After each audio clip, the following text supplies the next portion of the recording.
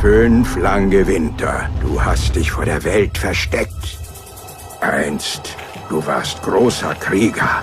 Ich mache wieder Krieger aus dir.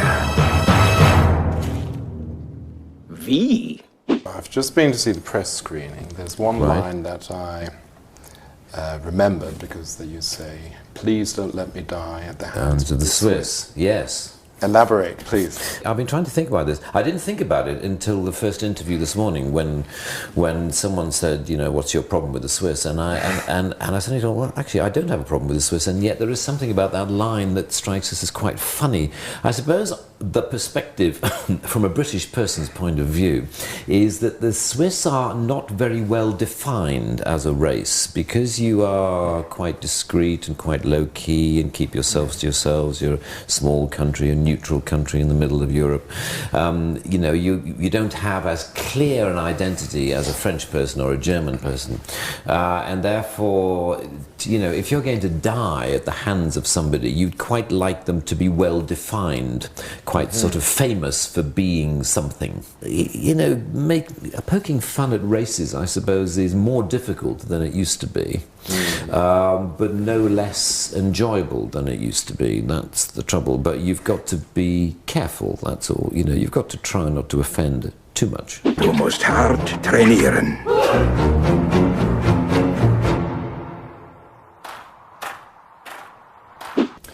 This was actually a question that a reader gave us. Do you actually watch your own movies? No, I don't. I don't watch them once they're finished. I mean, I watch them a lot when they're in production because I tend to be a part of the editing process. So I'm sitting there throughout the post-production process. So I see myself endlessly for months and months on end. And I'm quite happy to see myself. I get used to divorcing myself, actually, from my presence on screen. I just see a character. I don't see myself. I just, you know, I always refer to myself in the third person. Englisch. Keine Sorge. Sie können sich auf mich verlassen. I'm not good at improvisation. I'm very scared of improvisation.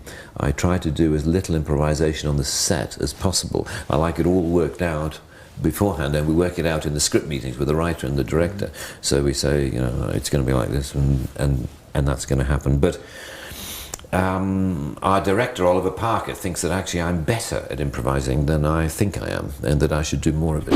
Schläger, Sir? Ich verstehe vielleicht nicht wie von Golftag, aber ich weiß, wie man einen Schläger hält. And of course, Johnny English has a rather impressive car in the new movie. Yes, Last time it was an Aston Martin. What now? A Rolls? Yeah, why change? Exactly. Well, I just felt the Aston Martin thing had been a bit overdone. I feel as I've seen, you know, because James Bond always used Aston Martin, which is good. It's a great car. Nothing against Aston Martin. You own a couple? I've owned at least 5 in my life. I don't own any at the moment, as it happens, but I've owned plenty of them. But I fancied something different, and because I'd really grown to love the Rolls-Royce Phantom, and I thought, well, maybe a 2-door Phantom might be more fun. And then I knew of this ridiculous engine that they developed, that Rolls-Royce developed for the Phantom, but never actually put in it, this 9-litre V16 engine, a 16-cylinder engine, which they developed, and then they thought it was a bit over the top, even for Rolls-Royce. And I said to Rolls-Royce, would you mind getting it out and putting it in our Johnny English Is that the Phantom. way things happen? Johnny English calls up Rolls-Royce and says, would you mind? Ish, yeah. Many of them were like, do you have a love-hate relationship to that figure, or